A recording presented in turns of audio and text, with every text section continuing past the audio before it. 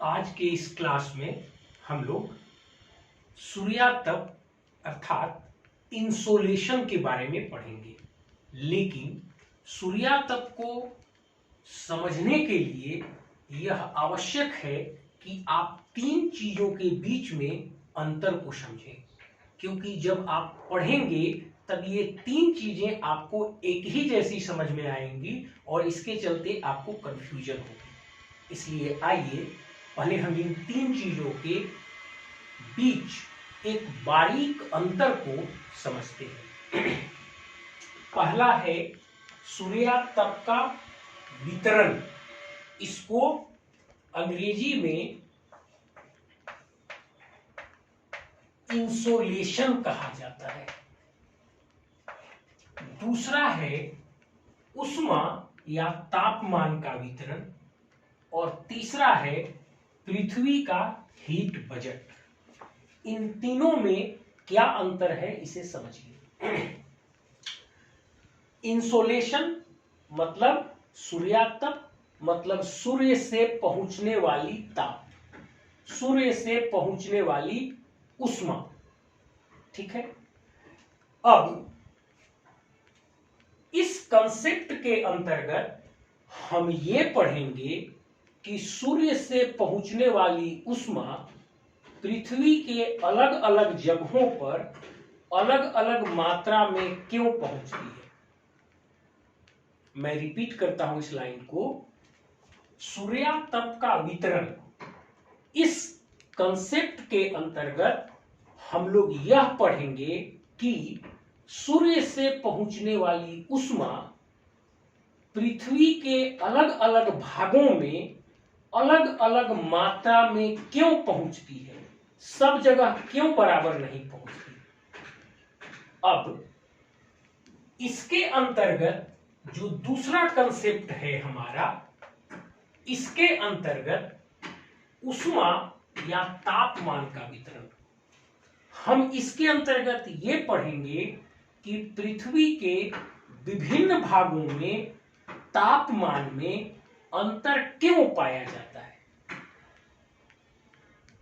पृथ्वी पर विभिन्न स्थानों पर तापमान में अंतर क्यों पाया जाता है, ये हम इस कंसेप्ट के तहत पढ़ेंगे। अब यहां पर आपको एक कंफ्यूजन तुरंत होगी। वो कंफ्यूजन ये होगी कि हमको ताप तो सूर्य से ही मिलता है और इस प्रथम कंसेप्ट के तहत हम ये पढ़ते हैं कि पृथ्वी के अलग अलग स्थानों पर सूर्य से आने वाली उष्मा अलग अलग मात्रा में क्यों पहुंचती है। तो चूंकि सूर्य से आने वाली उष्मा अलग अलग मात्रा में पहुंचेगी तो अलग अलग जगहों का तापमान अलग अलग होगा और फिर इन दोनों कंसेप्ट में अंतर नहीं होना चाहिए। आपको ऐसा लगेगा लेकिन अंतर है। आप समझिए कि एक घर में 4 आदमी हैं, चारों को सरकार से कुछ पैसे मिलते हैं, लेकिन पैसा पॉकेट में आने के बाद वो स्थिर नहीं रहता, बल्कि अलग अलग कार्यों के माध्यम से अलग अलग जगहों पर वितरित हो जाता है और वितरित होने के बाद किसके पास कितना बचता है यह सिद्धांत बताता है। तब अब फिर इन्हीं दोनों सिद्धांत पर एक बार आप कॉन्सेंट्रेट कीजिए। इस पहले सिद्धांत के तहत हम देखते हैं कि पृथ्वी के अलग अलग भागों पर अलग अलग मात्रा में उष्मा क्यों पहुंचती है और इस दूसरे भाग में हम ये देखते हैं कि पृथ्वी के अलग अलग भागों पर सूर्य से आने वाली उष्मा अलग अलग मात्रा में पहुंचती जरूर है, लेकिन पहुंचने के बाद पृथ्वी पर हवा चलती है, पृथ्वी पर समुद्री लहरें चलती हैं, समुद्र पर ऊपर में पानी का प्रवाह होता है। ये जो दो चीजें हैं हवा का प्रवाह और समुद्र के ऊपर पानी का प्रवाह, ये फिर से पृथ्वी पर पहुंचने वाली उष्मा को बांट देता है। अब बांटने के बाद किसके पास कितना बचा, मतलब किस स्थान पर कितना उष्मा बच गई, ये वाला सिद्धांत बताता है। तो मेरे ख्याल में अब आपको क्लियर हो गया होगा कि इस प्रथम सिद्धांत इंसोलेशन या सूर्यातप का वितरण में हम लोग यह देखते हैं कि पृथ्वी के अलग अलग स्थानों पर सूर्य की उष्मा अलग अलग मात्रा में पहुंचती है, कहीं ज्यादा कहीं कम। और क्यों पहुंचती है यही बात यहां समझेंगे। लेकिन अलग अलग मात्रा में उष्मा पहुंचने के बाद भी पृथ्वी पर हवा और समुद्र के ऊपर चलने वाली पानी का बहाव, ये दो चीजें उस उष्मा को फिर से पृथ्वी में बांटती हैं इधर उधर। और इसके कारण, इस वितरण के कारण अलग अलग जगहों का, इस वितरण के कारण अंततः किस जगह पर कितनी उष्मा बच जाती है और उसी के अनुसार उस जगह का तापमान निर्धारित होता है। तो इसमें हम पढ़ेंगे कि पृथ्वी के अलग अलग जगहों पर तापमान का वितरण कैसे होता है और कितना होता है। अब पृथ्वी का हीट बजट, पृथ्वी के हीट बजट में हम ये देखते हैं कि ओवरऑल सूर्य से कितनी उष्मा पृथ्वी को मिलती है, पृथ्वी उसमें से कितना अपने वायुमंडल में संजो कर रख पाती है और कितना उसको वापस भेज देती है। इसी संतुलन को पृथ्वी का हीट बजट कहा जाता है। इस लाइन को फिर से सुनिए। पृथ्वी के हीट बजट का मतलब है पृथ्वी को, ओवरऑल पृथ्वी को सूर्य से कितनी उष्मा मिलती है, उसमें से यह कितनी उष्मा अपने वायुमंडल में संजो कर रख पाती है और फिर उसमें से कितना ये वापस लौटा देती है। इसी संतुलन को पृथ्वी का हीट बजट कहा जाता है। तो मेरे ख्याल में अब ये तीनों कंसेप्ट आप लोगों को काफी क्लियर हो गया होगा। ये बताएगा कि पृथ्वी के अलग अलग स्थान पर सूर्य की उष्मा अलग अलग मात्रा में क्यों पहुंचती है। ये सिद्धांत बताएगा कि हालांकि पृथ्वी के अलग अलग स्थान पर सूर्य से अलग अलग मात्रा में उष्मा पहुंचती है, लेकिन फिर से उसका पृथ्वी पर वितरण होता है और वितरण के बाद कितना उष्मा किस स्थान पर रह जाता है। और यह सिद्धांत आपको बताएगा कि सूर्य से कितनी उष्मा पृथ्वी को मिली, कितना इसने वायुमंडल में रखा और कितना लौटा दिया। अब हम इन तीनों सिद्धांत को बिल्कुल अलग अलग डील करेंगे।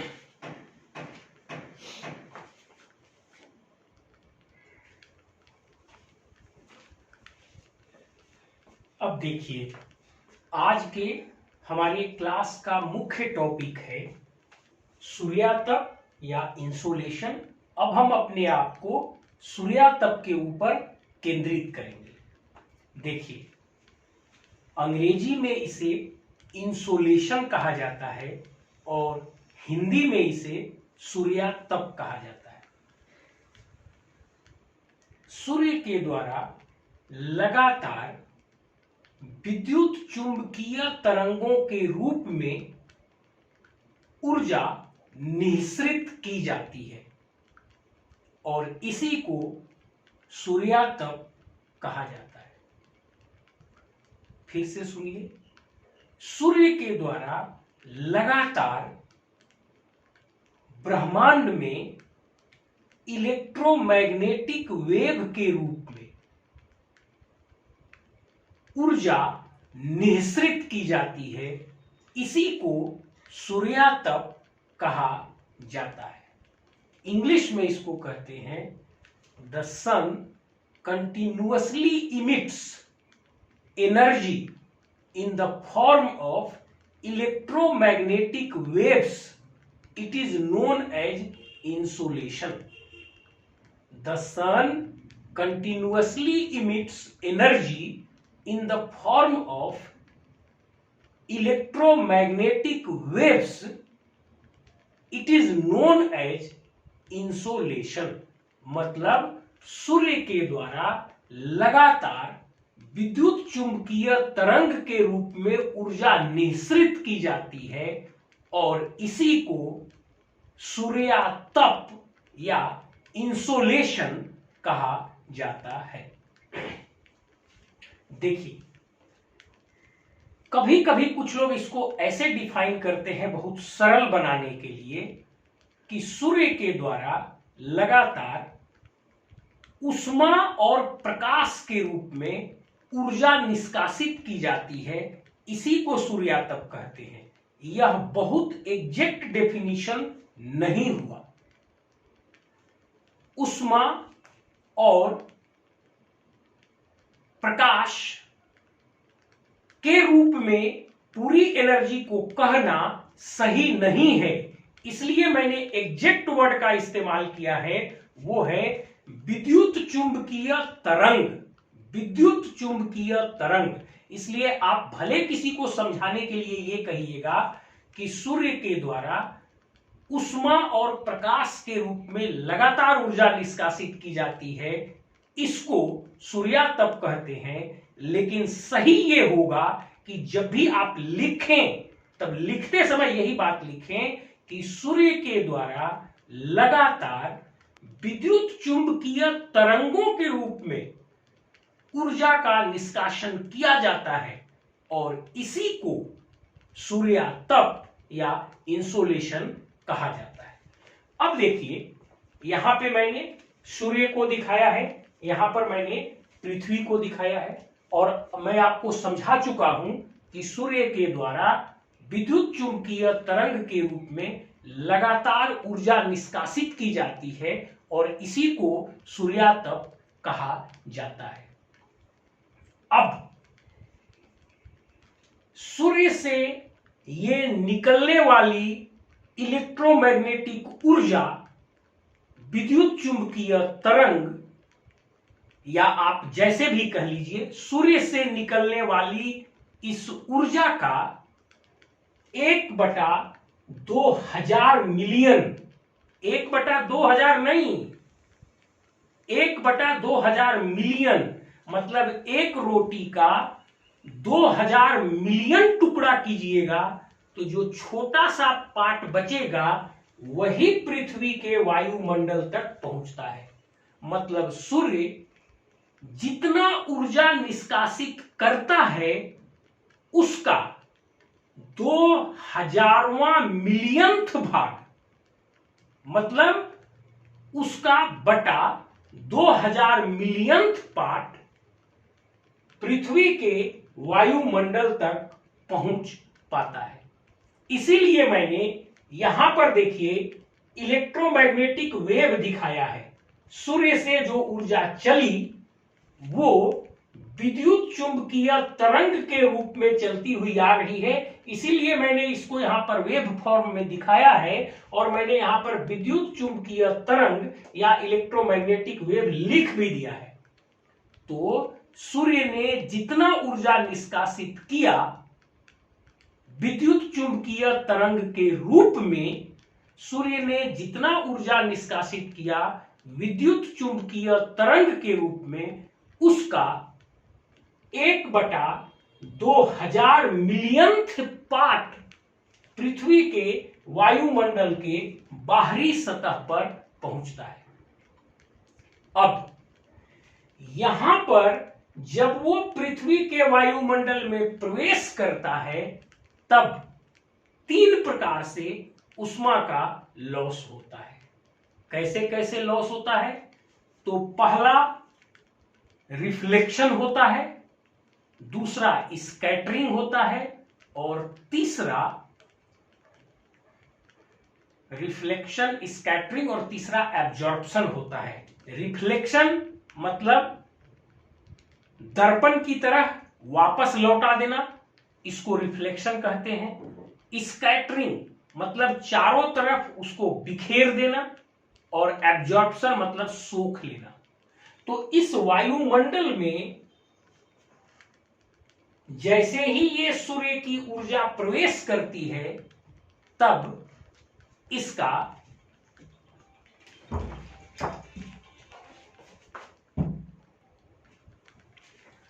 अब देखिए, सूर्य की ऊर्जा का जो 2000 मिलियंथ पार्ट यहां पृथ्वी के वायुमंडल के ऊपरी सतह पर पहुंचा था, उसका 49% हिस्सा रिफ्लेक्शन, स्कैटरिंग और एब्जॉर्प्शन के द्वारा नष्ट हो जाता है या वापस हो जाता है। पृथ्वी की सतह पर मात्र 51% हिस्सा यहां पर पहुंच पाता है। मतलब सूर्य से चलने वाली ऊर्जा का 1/2000 मिलियंथ पार्ट पृथ्वी के वायुमंडल के ऊपर पहुंचता है, और उसका 51% पृथ्वी की सतह पर पहुंच पाता है।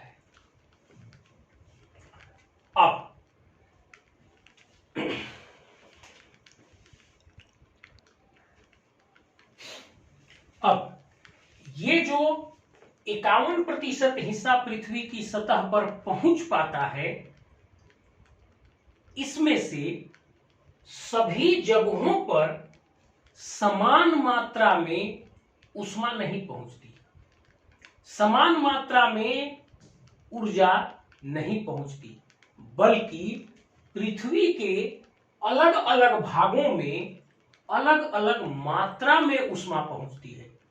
और इसी बात का अध्ययन हम लोग सूर्यातप के वितरण में करते हैं।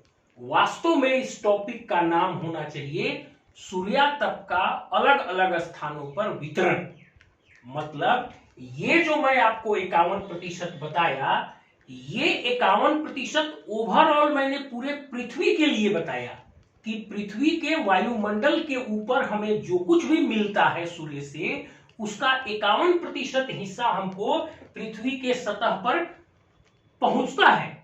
ये ओवरऑल पृथ्वी के सतह पर 51% पहुंचता है, लेकिन पृथ्वी के प्रत्येक स्थान पर इसकी मात्रा बराबर नहीं होती, बल्कि अलग अलग जगहों पर इसकी मात्रा अलग अलग होती है।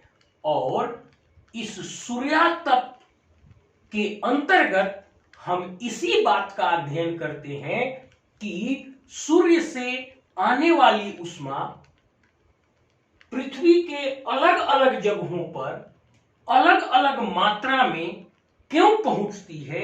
इन्हीं कारणों का अध्ययन हम इस टॉपिक के तहत करते हैं और ये देखते हैं कि वास्तव में किस लोकेशन में सबसे अधिक सूर्यातप पहुंच सकती है।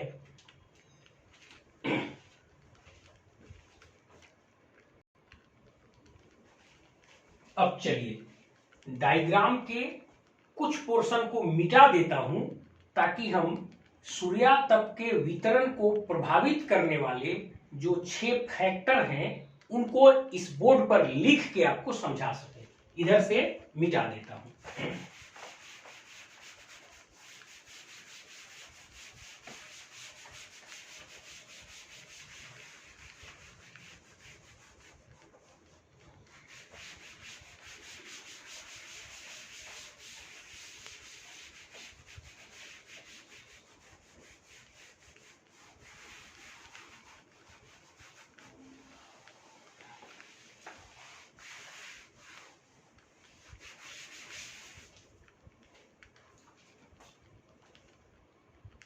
देखिए, जो सबसे पहला फैक्टर है वो है सोलर कांस्टेंट।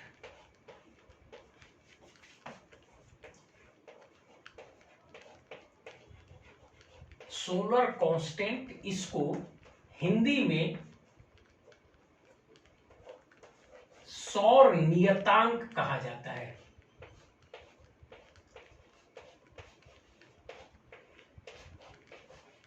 सौर नियतांक कहा जाता है। देखिए, अगर यहां पर सूर्य है और यहां से सूर्य की किरणें आ रही हैं,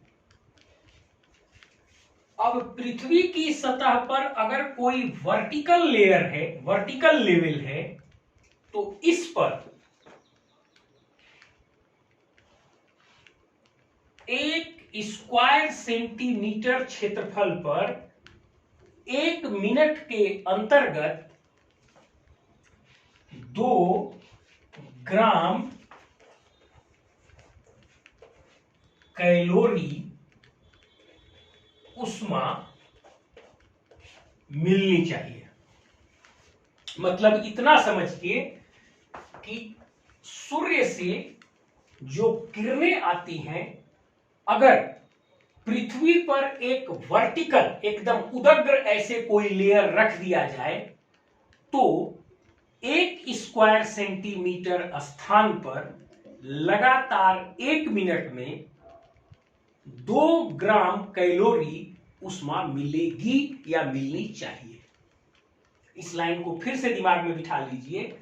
सूर्य से जो भी प्रकाश की किरणें आती हैं, पृथ्वी पर यदि उदग्र सतह हो, पृथ्वी के किसी उदग्र सतह पर 1 स्क्वायर सेंटीमीटर के क्षेत्रफल पर 1 मिनट तक लगातार अगर वो पड़ती हैं, तो 2 ग्राम कैलोरी ऊष्मा देंगी।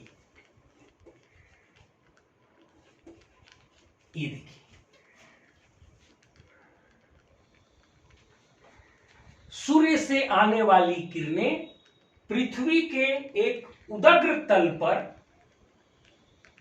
यदि 1 सेंटीमीटर स्क्वायर क्षेत्रफल पर 1 मिनट तक लगातार पड़ती हैं, 1 सेंटीमीटर स्क्वायर क्षेत्रफल पर 1 मिनट तक लगातार पड़ती हैं, तो वे 2 ग्राम कैलोरी ऊष्मा देती हैं या देनी चाहिए। लेकिन ये जो सौर, और इसी को सौर नियतांक या सोलर कांस्टेंट कहा जाता है। मतलब सूर्य से आने वाली किरणों के मतलब पृथ्वी के उदग्र तल पर या ऐसे कह लीजिए, सूर्य से आने वाली किरणों के सापेक्ष पृथ्वी के उदग्र तल पर 1 सेंटीमीटर स्क्वायर क्षेत्रफल पर 1 मिनट तक लगातार पड़ने से जो 2 ग्राम कैलोरी की ऊष्मा प्राप्त होती है, इसी को सोलर कांस्टेंट या सौर नियतांक कहा जाता है। लेकिन ये 2 ग्राम कैलोरी ऊष्मा लगातार नहीं मिलती, कभी कम और कभी ज्यादा होती है, जिसके चलते सूर्य के प्रत्येक भाग पर यह सौर नियतांक की मात्रा कम या ज्यादा हो जाती है। अब ये कम और ज्यादा कब होती है, इसको समझिए। आपको मैंने पेरीहेलियन और अपहेलियन बताया है कि सूर्य बीच में है और पृथ्वी परवलयाकार पाथ पर घूमती है। तो जब जब पृथ्वी सूर्य के निकट आती है, उसको पेरीहेलियन कहते हैं, और जनवरी के महीने में पृथ्वी सूर्य के निकट हो जाती है, तब उस समय यह सोलर कांस्टेंट 2 ग्राम कैलोरी से ज्यादा हो जाता है। और जब अपहेलियन होती है जुलाई के महीने में, तब पृथ्वी सूर्य से बहुत दूर चला जाता है और उस समय ये सौर नियतांक 2 ग्राम कैलोरी से कम हो जाता है। तो पहली चीज तो हुई कि पृथ्वी सूर्य के चारों ओर परवलयिक पाथ पर चक्कर लगाती है, और परवलयिक पाथ पर चक्कर लगाने के कारण पृथ्वी कभी सूर्य के निकट और कभी सूर्य के दूर हो जाती है। तो जब ये सूर्य के निकट होती है जनवरी के महीने में, जिसको कि पेरीहेलियन कहते हैं, तब इसको सौर नियतांक 2 ग्राम कैलोरी से ज्यादा मिलता है। और जब ये सूर्य से दूर हो जाती है जुलाई के महीने में, जिसे कि अपहेलियन कहा जाता है, तब यह सौर नियतांक 2 ग्राम कैलोरी से कम हो जाता है। तो जब ये सौर नियतांक अधिक होगा तो पृथ्वी के प्रत्येक भाग पर ऊष्मा अधिक पहुंचेगी, और जब ये कम होगा तो पृथ्वी के प्रत्येक भाग पर ऊष्मा कम पहुंचेगी। तो पहला कारण हुआ कि पृथ्वी और सूर्य के बीच की दूरी बदलती रहती है, जिसके कारण ये सौर नियतांक की मात्रा कम ज्यादा होती है। इससे पहुंचने वाली ऊष्मा की मात्रा में अंतर पड़ता है। दूसरा, सूर्य के ऊपर मैंने हर बार आपको समझाया है कि ये सौर कलंक पड़ते हैं, सन स्पॉट्स पड़ते हैं, और ये जब सन स्पॉट्स पड़ते हैं तब ऊष्मा की मात्रा कम हो जाती है। तब उस समय भी ये सौर नियतांक 2 ग्राम कैलोरी न होकर कुछ कम हो जाता है। अब इसको पूर्णाहुति करता हूं मैं।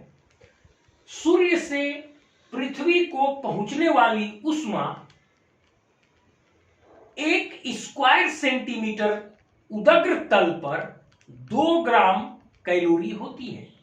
सूर्य से पृथ्वी पर पहुंचने वाली ऊष्मा एक उदग्र तल पर 1 स्क्वायर सेंटीमीटर क्षेत्रफल पर 2 ग्राम कैलोरी होती है।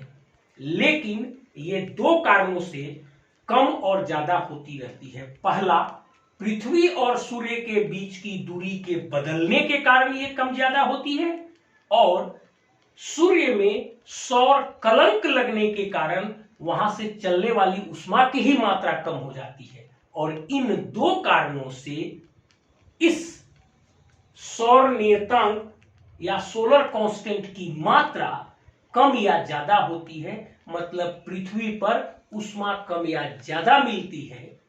ये पहला कारण हुआ ऊष्मा का वितरण कम या ज्यादा होने का।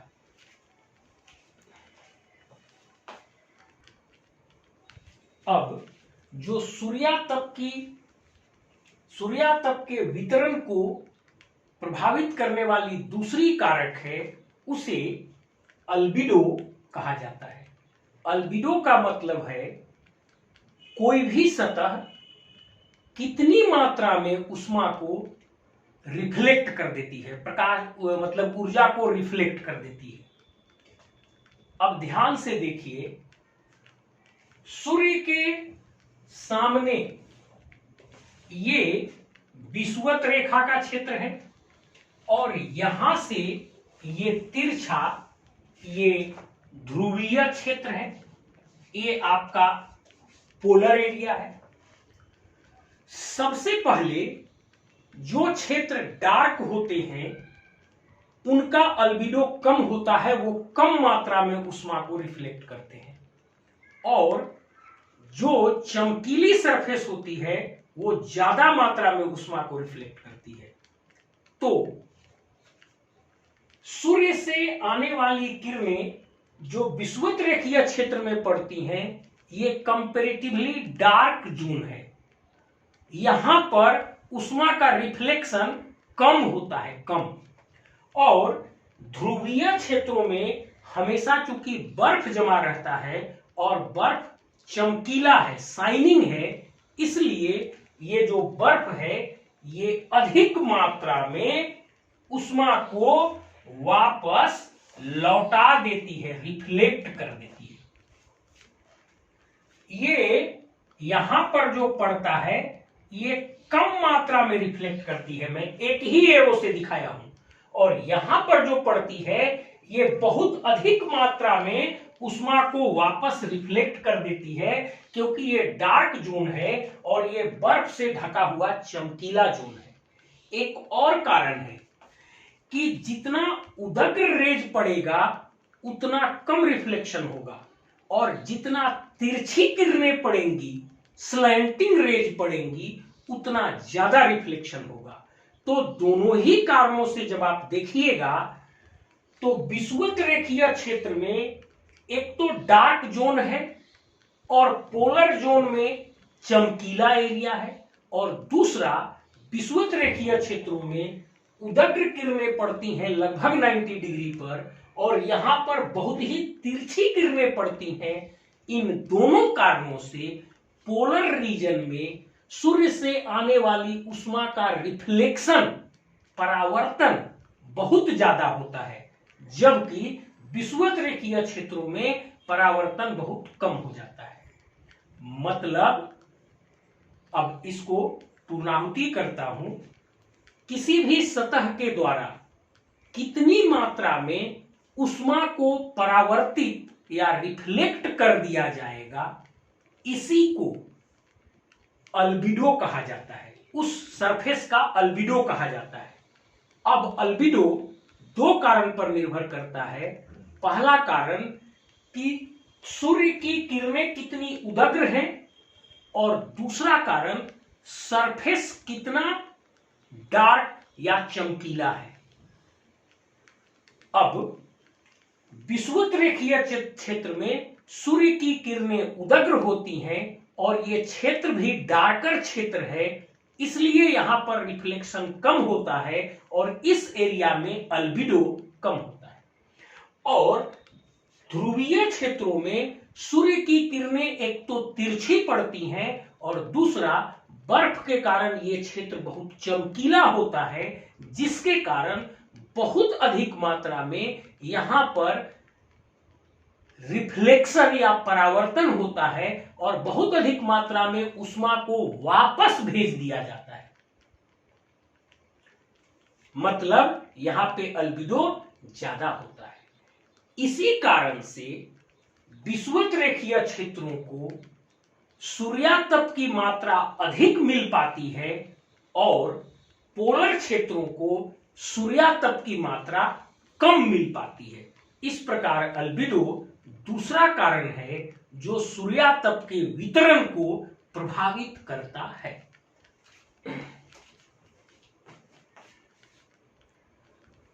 हाँ, एक बात बताना भूल गए थे, पृथ्वी का जो ओवरऑल अल्बिडो है, ओवरऑल अल्बिडो है वो है 30%। याद रखिएगा, कभी पूछेगा आपसे तो पृथ्वी का जो ओवरऑल अल्बिडो है वो 30% है। अब हम आते हैं तीसरे कारण पर।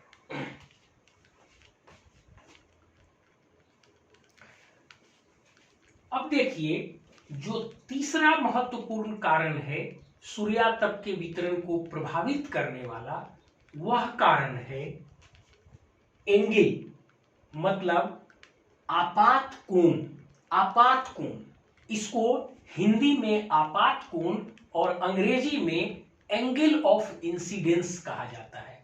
मतलब सूर्य की किरणें किस एंगल पर पड़ती हैं वो बहुत मायने रखता है। अब आप इस तस्वीर को देखिए, यहां से दो रेज चली और उदग्र पड़ी विषुवत रेखा पर। अब ये जहां पर उदग्र पड़ी, यहां पर ये कितने क्षेत्रफल पर विस्तारित हुई, और जब ये वहां से चली और पोलर रीजन में जब ये तिरछी पहुंची तो वही दो किरणें लगभग उससे दुगना क्षेत्र में बिखर गई। अब 100 रुपया को 2 आदमी में बांटिएगा तो 50-50 पड़ेगा, और 4 आदमी में बांटिएगा तो 25-25 पड़ेगा, और 5 में बांटिएगा तो 20-20 पड़ेगा, और अगर 10 में बांट दीजिएगा तो 10-10 ही पड़ेगा। तो कहने का मतलब है कि सूर्य की किरणें जब उदग्र होती हैं तो उनका फैलाव कम ही क्षेत्र पर होता है, वो कम ही क्षेत्र पर कॉन्सेंट्रेट हो जाती हैं, और जब वे तिरछी होती हैं तब उनका फैलाव अधिक क्षेत्रफल पर हो जाता है। अब सूर्य के किरणों की मात्रा तो उतनी ही है, लेकिन यहां ये कम क्षेत्रफल पर फैली, इसलिए उस क्षेत्रफल को ज्यादा गर्म करेगी, और यहां ये अधिक क्षेत्रफल पर फैली इसलिए ये इसको कम गर्म करेगी। तो जो सूर्य के से आने वाली किरणों का आपात कोण है, यदि वो उदग्र होगा तो वो कम दूरी पर फैलेगा और ज्यादा गर्मी देगा, और यदि वो तिरछा होगा तब वह अधिक दूरी पर फैलेगा और कम गर्मी देगा। इस प्रकार यही कारण है कि चूंकि विषुवत रेखा और बीच के प्रदेशों में ये लगभग उदग्र होता है, कम क्षेत्रफल पर फैलता है, इसलिए यहां इस जोन में अधिक उष्मा देता है, और ध्रुवीय क्षेत्रों में तिरछा पड़ता है, अधिक क्षेत्रफल पर फैल जाता है और कम गर्मी दे पाता है। अब इसके कारण सूर्यातप की अधिक मात्रा विषुवत रेखीय और ट्रॉपिकल क्षेत्रों में पड़ती है। ये ट्रॉपिकल है, ये वाला जो लाइन है आपका ये ट्रॉपिकल है। इसके अगल बगल का जो क्षेत्र है कुछ दूर का इतना मान लीजिए ये ट्रॉपिकल क्षेत्र है, और ये जो है हम इसी पर लिख देते हैं ये विषुवत रेखा वाला क्षेत्र है। तो ये जो लगभग इतना जोन है ये विषुवत रेखीय क्षेत्र है। तो ट्रॉपिकल और विषुवत रेखीय क्षेत्रों में ये लगभग उदग्र होती हैं। विषुवत रेखा के आसपास के क्षेत्र को विषुवत रेखीय क्षेत्र कहा जाता है, और 23.5 डिग्री अक्षांश के आसपास के क्षेत्र को ट्रॉपिकल क्षेत्र कहा जाता है। तो ट्रॉपिकल से लेकर विषुवत रेखीय क्षेत्रों में ये उदग्र होती हैं, और इसलिए इन क्षेत्रों में सूर्यातप अधिक मात्रा में मिलता है, और पोलर क्षेत्रों में ये तिरछी होती हैं, स्लैंटिंग होती हैं, इसलिए पोलर क्षेत्रों में कम मात्रा में सूर्यातप मिल पाता है। अब हम चौथे कारण की ओर चलेंगे। जो चौथा कारण है वो है दिन की लंबाई। यदि दिन की लंबाई ज्यादा होगी तो अधिक देर तक सूर्य की किरणें पृथ्वी को मिलेंगी और सूर्य को सूर्यातप की अधिक मात्रा मिलेगी, और यदि दिन की लंबाई कम होगी तब कम देर तक पृथ्वी पर सूर्य की किरणें मिलेंगी और तब पृथ्वी को सूर्यातप कम मात्रा में मिलेगी। अब इन क्षेत्रों में दिन की लंबाई अधिक होती है। विषुवत रेखा में तो सालों भर 12 घंटे का दिन और 12 घंटे का रात होता है, बाकी इन क्षेत्रों में दिन की लंबाई कम और ज्यादा होती रहती है। तो इन क्षेत्रों में जहां दिन की लंबाई अधिक होती है वहां पर सूर्यातप अधिक मात्रा में, और जहां कम होता है वहां सूर्यातप कम मात्रा में मिलती है। अब देखिए, एक कारण आपको, एक बात आपके मन में उठेगी कि यदि ध्रुवों की ओर हम जाएंगे तो कभी दिन छोटी होती है तो कभी बड़ी भी तो होती है, कभी दिन छोटी होती है तो कभी दिन बड़ी भी हो जाती है, लेकिन इसका प्रभाव इसलिए नहीं पड़ पाता क्योंकि सूर्य की किरणें बहुत तिरछी होती हैं और कई हमने कारण बताए, इसलिए बड़े दिन का असर जो है मूल रूप से इन्हीं क्षेत्रों में पड़ता है। चूंकि अधिक लंबे देर तक सूर्य की किरणें यहां पर रहती हैं तो इन्हें ज्यादा उष्मा प्राप्त होता है। मतलब इस फैक्टर के आधार पर भी इसी बीच के जोन में सूर्यातप सबसे अधिक मिलेगा और इधर कम मिलेगा। अब चौथा कारण को हम देखते हैं। चौथा कारण है सतह की स्थिति। पांचवा कारण को देखते हैं। पांचवा कारण है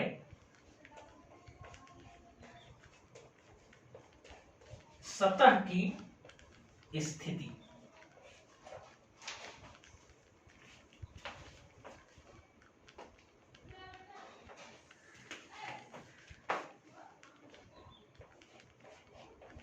सतह की स्थिति या एस्पेक्ट ऑफ सरफेस इसको कहते हैं अंग्रेजी में।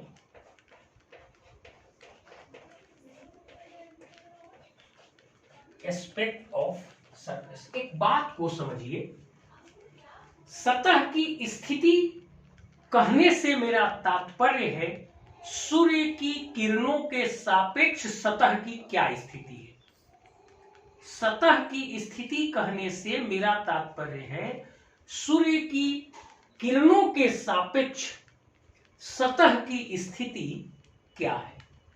यदि कोई सतह सूर्य के किरणों की तरफ पड़ती है तब वहां पर ऊष्मा ज्यादा मिलेगा, और यदि कोई सतह सूर्य की किरणों के विपरीत पड़ती है तो वहां पर प्रकाश की किरणें कम मिलेंगी। अब इसको समझाने के लिए मैं इसको मिटा देता हूं, इन पांचों कारण को मैं मिटा देता हूं, आप नोट कर लीजिएगा। छठवां सातवां कारण मैं अपने से बाद में लिखूंगा।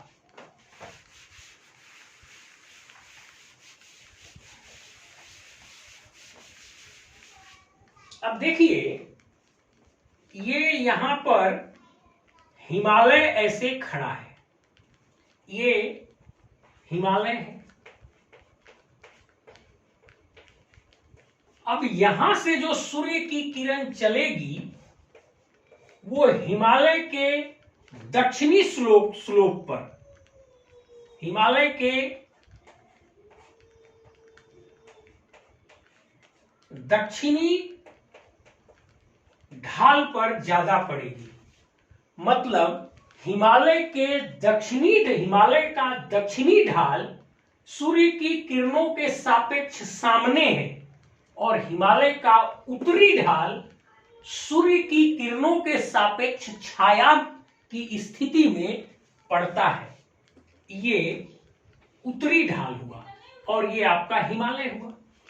तब चूंकि हिमालय का दक्षिणी ढाल सूर्य की किरणों के सापेक्ष सामने पड़ता है, इसलिए यहां पर अधिक सूर्यातप मिलेगी, और उत्तरी ढाल सूर्य की किरणों के सापेक्ष छाया में पड़ता है, इसलिए वहां पर कम सूर्यातप मिलेगी। अब यहां पर दो बात समझना है, इसकी पुनरावृत्ति करता हूं। एस्पेक्ट ऑफ द सरफेस या सरफेस की स्थिति का मतलब है उस सरफेस की सूर्य की किरणों के सापेक्ष कैसी स्थिति है। यदि वो सूर्य की किरणों के सापेक्ष सामने है तो ज्यादा सूर्यातप पाएगा, और यदि सूर्य की किरणों की सापेक्ष छाया में है तो कम सूर्यातप पाएगा। जैसा कि हिमालय के केस में दक्षिणी ढाल पर अधिक सूर्यातप और उत्तरी ढाल पर कम सूर्यातप प्राप्त होगी।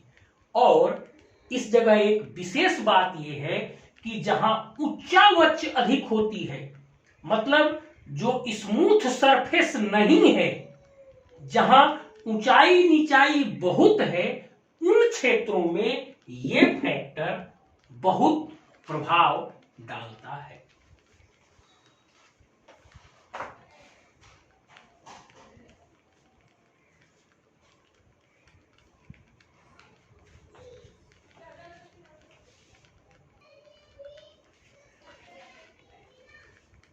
अब देखिए, जो छठवां कारण है सूर्यातप के वितरण को प्रभावित करने वाला, वो छठवां कारण है वायुमंडलीय स्थिति और एटमॉस्फेरिक कंडीशन।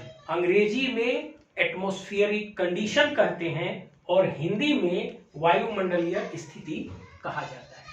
मैंने आपको बताया कि सूर्य जितनी ऊर्जा निकालती है उसका 1/2000 मिलियंथ पार्ट यहां पर पहुंचता है।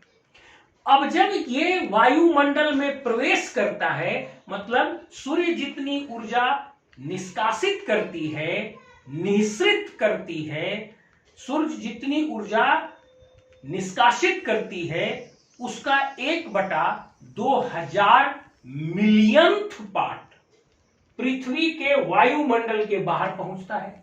लेकिन यहां पर जब ये वायुमंडल में प्रवेश करता है तब यहां पर उष्मा का रिफ्लेक्शन, एब्जॉर्प्शन और स्कैटरिंग तीनों होता है। रिफ्लेक्शन मतलब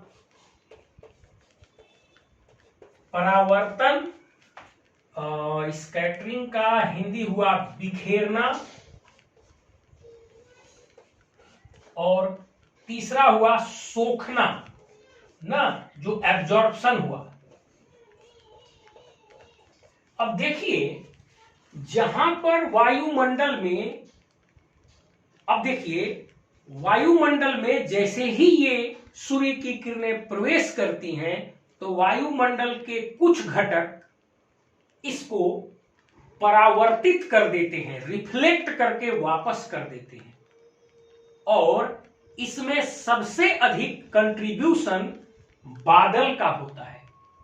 तो जिन क्षेत्रों में वायुमंडल में बादल अधिक बनते होंगे वहां पर सूर्यातप का रिफ्लेक्शन उतना ही ज्यादा होगा, उतना ही ज्यादा सूर्यातप वापस लौट जाएगी, तब वहां पर कम सूर्यातप नीचे पहुंच पाएगी। इसी प्रकार से जिन क्षेत्रों में डस्ट या धूल कण की मात्रा अधिक होती है उन क्षेत्रों में सूर्यातप को, सूर्य की किरणों को बिखेर देता है, स्कैटर कर देता है, तहस नहस इधर उधर। वहां पर स्कैटरिंग अधिक हो जाएगी और फिर सूर्यातप की मात्रा कम पहुंचेगी। अब जिन क्षेत्रों में जलवाष्प और कार्बन डाइऑक्साइड गैस की मात्रा अधिक होगी वहां पर वायुमंडल में ही सूर्यातप का शोषण, सोखना अधिक हो जाएगा और कम मात्रा में सूर्यातप जमीन पर पहुंच पाएगी। मतलब परावर्तन से बहुत ज्यादा लॉस होगा और बादल सबसे अधिक परावर्तित करके वापस कर देगा। तो जहां बादल अधिक होगी वहां परावर्तन से सूर्य की किरणें लौटेंगी। अब धूल सबसे अधिक स्कैटरिंग करता है, बिखेरता है, तो जहां धूल वायुमंडल में खूब उड़ता होगा वहां स्कैटरिंग से उष्मा लॉस हो जाएगा, किरणें बिखर जाएंगी। और जहां पर जलवाष्प और कार्बन डाइऑक्साइड जैसी गैसें होंगी वहां पर उष्मा को वायुमंडल में ही सोख लेगा, जमीन पर कम पहुंचने देगा। अब इन तीनों फैक्टर्स को अप्लाई करिए इसी जगह। विषुवत रेखा के आसपास नीचे से ऊपर की ओर वायु उठती है, हीट होने के कारण, गर्म होने के कारण नीचे से ऊपर की ओर वायु उठती है, और नीचे से ऊपर की ओर वायु उठने के कारण उसमें धूल के कण सबसे अधिक मात्रा में होते हैं। तो धूल के कण अधिक होने से, डस्टी होने से स्कैटरिंग भी वहां ज्यादा होगा। अब वहां पर बादल सबसे अधिक बनते हैं और बरसात होती है, तो विषुवत रेखीय क्षेत्रों में बादल बनने से सूर्य की किरणों का परावर्तन या रिफ्लेक्शन भी सबसे अधिक होगा। अब बादल बनने के लिए जलवाष्प की मात्रा चाहिए, तो वायुमंडल में जलवाष्प की मात्रा भी सबसे अधिक विषुवत रेखा के क्षेत्र में ही होती है, और इसलिए सबसे ज्यादा उष्मा का शोषण भी वायुमंडल में यही हो जाता है। इसलिए विषुवत रेखीय क्षेत्रों में, जिसको मैंने तस्वीर में ए से दिखाया है, ये देखिए ये विषुवत रेखा का क्षेत्र है। चूंकि विषुवत रेखीय क्षेत्रों में वायुमंडल में सबसे अधिक जलवाष्प होते हैं इसलिए सूर्य की किरणों का सबसे अधिक शोषण वहीं हो जाता है। डस्ट अधिक होते हैं इसलिए स्कैटरिंग वहीं हो जाता है, और वहां पर बादल अधिक बनते हैं इसलिए रिफ्लेक्शन भी ऊपर ऊपर हो जाता है।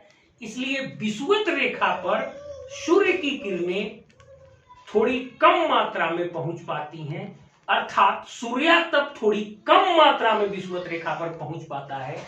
इसकी तुलना में जो ट्रॉपिकल जोन होते हैं, मतलब 23.5 डिग्री उत्तरी और 23.5 डिग्री दक्षिणी जोन जो होते हैं, वहां पर ये तीनों चीजें कम होती है। ये तीनों चीजें कम होती हैं, बादल, जलवाष्प और डस्ट कम होते हैं। इसीलिए ट्रॉपिकल क्षेत्रों में, मतलब ये जो 23.5 वाला जो ये जोन है, ये जो 23.5 वाला जो जोन है, यहां पर सूर्यातप अधिक जमीन पर पहुंच पाएगी, क्योंकि यहां का वायुमंडलीय कंडीशन इसके लिए सपोर्टिव होता है। और विषुवत रेखीय क्षेत्रों में वायुमंडलीय कंडीशन सपोर्टिव नहीं होता, इसलिए इस क्षेत्र में थोड़ी कम मात्रा में उष्मा जमीन पर पहुंच पाएगी। मैंने तुलना दो क्षेत्रों की किया यहां पर। पहला विषुवत रेखा के अगल बगल के क्षेत्र को मैंने लिया, और दूसरा 23.5 डिग्री अक्षांश के अगल बगल के क्षेत्रों को लिया। तो 23.5 डिग्री अक्षांश के आसपास के क्षेत्र के ऊपर वायुमंडल की स्थितियां इस मामले में सपोर्टिव होती हैं, इसलिए यहां उष्मा ज्यादा पहुंच पाता है जमीन पर। और विषुवत रेखा के ऊपर वायुमंडलीय स्थितियां इतनी सपोर्टिव नहीं होती हैं, इसलिए यहां पर उतनी मात्रा में उष्मा नहीं पहुंच पाता है। अब ये आपका 5वां फैक्टर हुआ, 6वां फैक्टर हुआ।